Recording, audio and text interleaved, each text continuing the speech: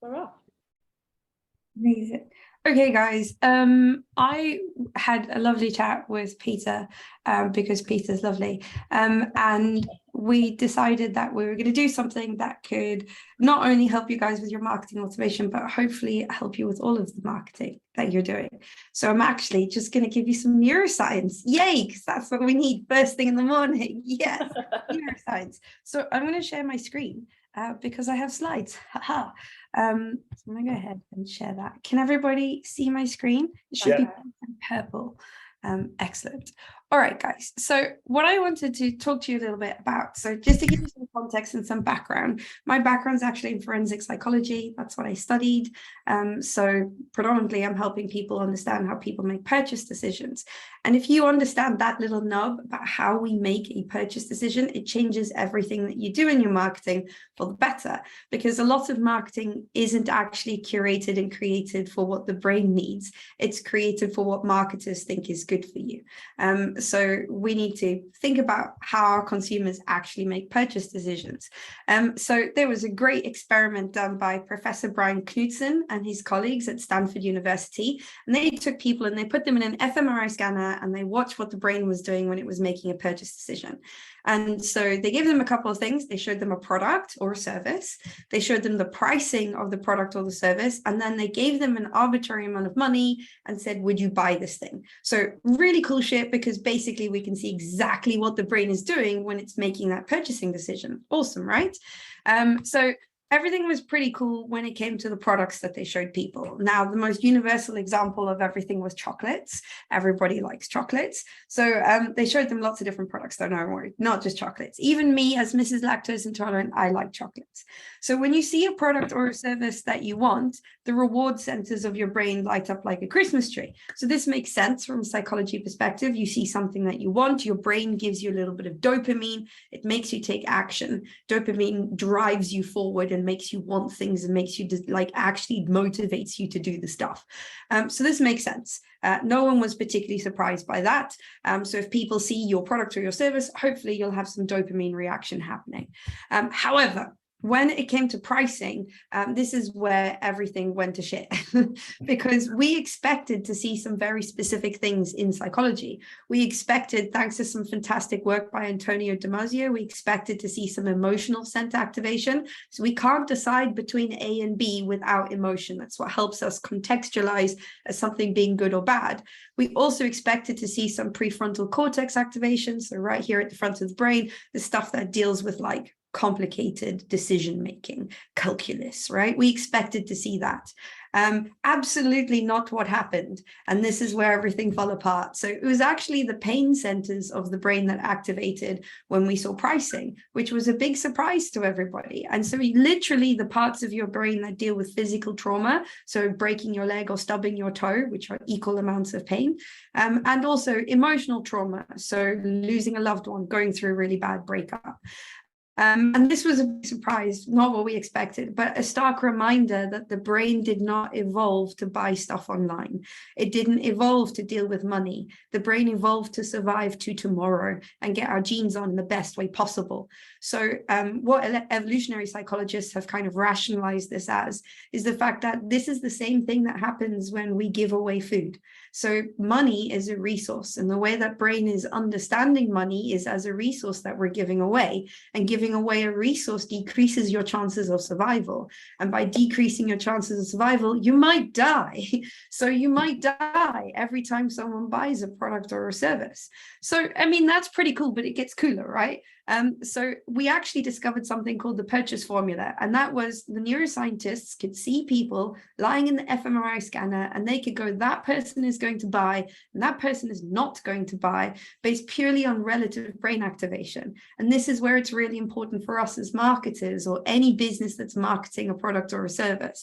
So the net value of your product or a service, or the likelihood that someone is going to buy, is equal to the amount of reward activation that the brain gets minus the amount of pain activation that the brain gets.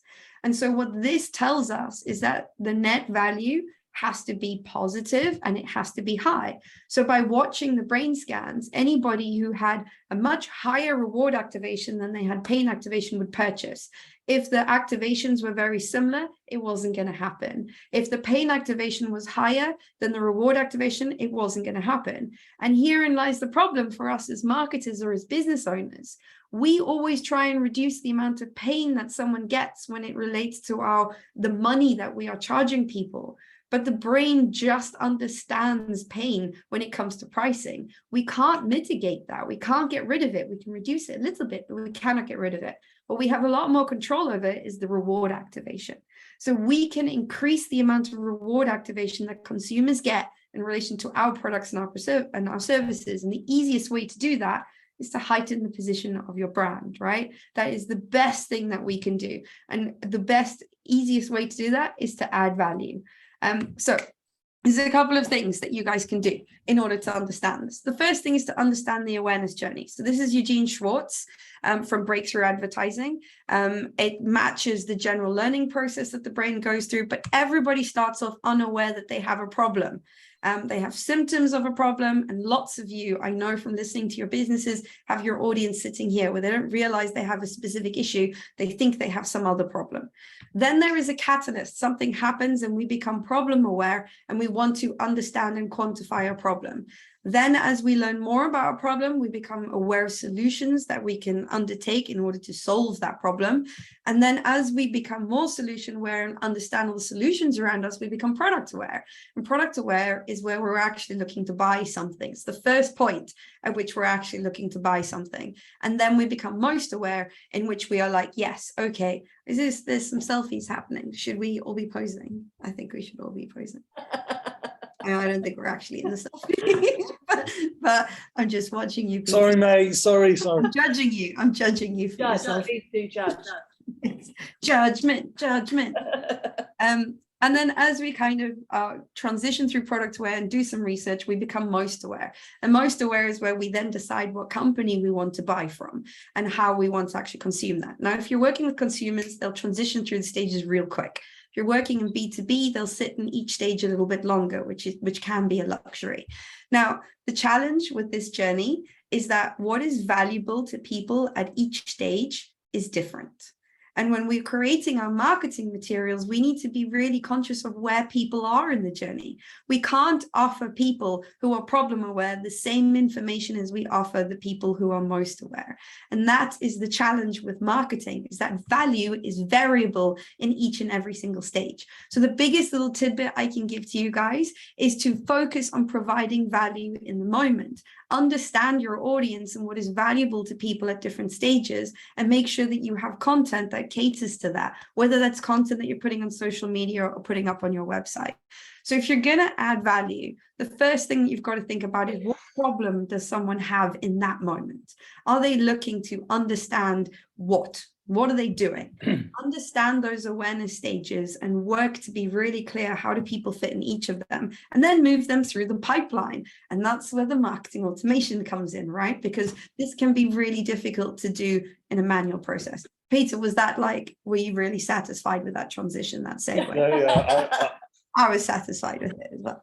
And that marketing automation is like totally all about right message, right person, right time. But you cannot do that if you don't understand what stage people are in and how you want to move people through the process. So this is where like everyone's like, oh, go buy a CRM. Fuck that shit. Okay, you guys need to sit down instead and understand the journey first. Don't waste your money on software. Don't waste your life on trying to set up email campaigns if you don't understand what you're trying to take people through. There is no point. And I'd much rather you guys focused on other marketing activities rather than be very upset and in the fact that campaigns aren't working. But because my job is marketing automation, I'm going to take you through the customer journey anyway. So effectively, I've spent the last sort of 10 years of my life. I know I didn't tell you guys, but I wrote a best-selling book called Hack the Buyer Brain, which is all about this stuff. And in order to do that, I spent 5 years researching and doing clinical trials and all sorts of amazing things. And by clinical trials, I mean, I was looking at neuroscience. And part of what we were doing when we were going through that process was contextualizing and understanding the journey that people go through. And what I did is I looked at a lot of marketing automation and marketing that really, really succeeded. So even offline marketing that wasn't automated, and reverse engineered the process to see what structure are the people taking people through. So that gave me this flow, which is the customer journey flow. So the way this works, guys, is pretty simple. Everybody starts off consuming content. Depending on the awareness stage that they're in, they're going to look for different stuff, right? But everyone starts off wanting a little bit of information. Sometimes that could be as simple as having a question, sitting in a networking group like this and asking a question from somebody else. Information gathering isn't just online, it's one-to-one as well. So that content could be as simple as consuming something on LinkedIn that you see, having a conversation with somebody recommending something word of mouth. Don't get caught in the loop that digital marketers want you to get caught on, that it's all happening on Google. That's not true. That's not how we consume all of our information. So everybody starts off researching something in some way, whether it's their peer group, whether it's online. And then what we want to do as businesses is we want to capture that information. We want to capture that intensity and that intent that people are showing us. And this is where we should be creating lead magnets. So whether it's a PDF you're giving people, whether it's a webinar that you're offering, whether it is a coupon code that you're giving to somebody, how are you capturing that information from somebody to take them to a place where you can develop a better relationship? Sometimes that could be exchanging a pamphlet for a business card. It doesn't have to be more complicated than that, but whatever that exchange of information, that giving somebody something for permission to speak to them, that's a lead magnet. That's an opt-in opportunity. Obviously, when that happens, that is a little bit of intent at which we can nurture and follow up. And that is so important. Nurture is the thing that is going to increase the reward activation that the brain gets, right? So we want to make sure that we are providing a relevant experience to people and we're providing them the right information. And that's where nurture comes in. So this could be something as simple as sending a couple of emails manually. Don't even have to do it automated in the beginning. Or it could be setting up a really nice nurture series that when someone does something, you're sending some content to them that's relevant to it. And then depending on where they are in the process, you're going to sell to them, right? If they're at the right point in the process and that sale goes ahead, happy days. You should have some fulfillment, a customer welcome, something that is going to make sure that that person is really, really happy and is hopefully going to give you a testimonial and a referral. And that's where most people stop. And that's the mistake. So what we need to do is if people don't convert, we don't just go they're a shit lead and we're never ever talking to them again. And if people do convert, we don't go, yeah, they're a customer and we're never ever talking to them again, right? We need to make sure that we are re-engaging people and continually talking to them. So all that amazing content that you're creating in the beginning, we should be utilizing that for what we call our long-term nurture.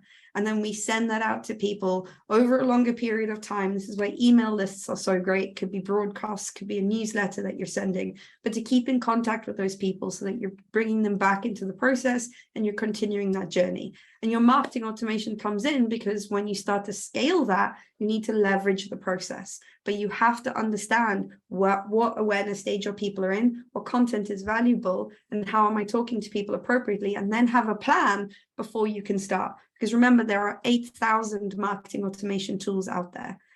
So no, HubSpot probably isn't right for you. It's probably not MailChimp. Whatever the case is, there will be one that will do exactly what you need it to do.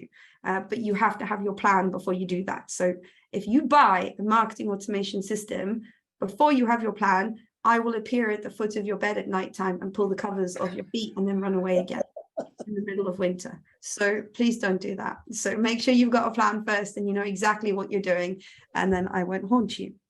Okay, guys, I'm going to, in the next 2 minutes, quickly give you a little bit of a framework for how you want to be thinking about this, because I said I would stick to 15 minutes and I'm pretty damn close. So every system, you'll notice, for those of you who are very astute with colors, sorry for the colorblind people, I'm just blatantly discriminating against all of you. You'll notice as we go through all of this process, it's actually all color coded to the lifecycle marketing framework. So lifecycle marketing is a really easy way to structure your customer journeys out. So I will make sure that you guys get these slides, by the way, so that you can kind of go through them. But every process starts with attract. That is targeting your audience and being really clear who your audience is. It's understanding the awareness stages and how you're going to attract interest for your audience. And then it is formalizing the process of collecting leads. So the homework for you guys is to get clear on what is the attract process that I'm going to take my audience through. How am I going to attract people in? Once you have attracted people, you have to move on to engage. This is the part that gets that reward activation. It is so, so important to make sure that you are nurturing.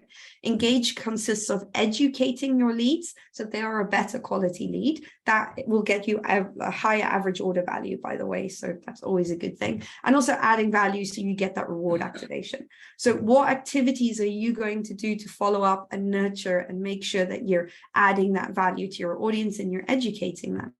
After you have done that, you move on to sell. And sell consists of offering, so making the appropriate offer. But we know sales always has two camps. We always have like the sales bros who are like, coffee is for closers, right? And like sell, sell, sell. Like that's cool. If you're a sales bro, I'm not. I'm on the other side. And that's the person that's too scared to make the offer because we don't want to piss people off. So you have offer, but you also have close. And the two things are very, very different and important. So we need to make sure we have a structure to make sure that once you've made the offer, you're following up appropriately to getting the sale. So again, homework, what are you going to do to sell? What stages do you take people through and how do you plan that process out? And then finally, we have wow, which is the fun stage. Wow is where you actually deliver what you've actually promised and you make sure you're giving that amazing experience where someone sits back and goes, wow, holy shit, that was amazing, and wants to tell their friends about it. And then we have offer more, which is to make sure that we're getting customer lifetime value. So what's the next step for that person? Once you've solved their problem, they've got a new problem, baby. We want to take them through the process again. And then, of course, you have your testimonials and your referrals, and we should be collecting that for every customer, every single one. And if you can't collect a testimonial, you've done bad juju and you need to work on fixing it so that you can collect a testimonial. So what are you doing to wow? And if you follow that process, attract, engage, sell, wow, you'll be able to create a bit of a plan. And then you can think about marketing automation, but you're not allowed to even think about it until. Okay, I'm done. Yay! Wow. Loved it. I love it.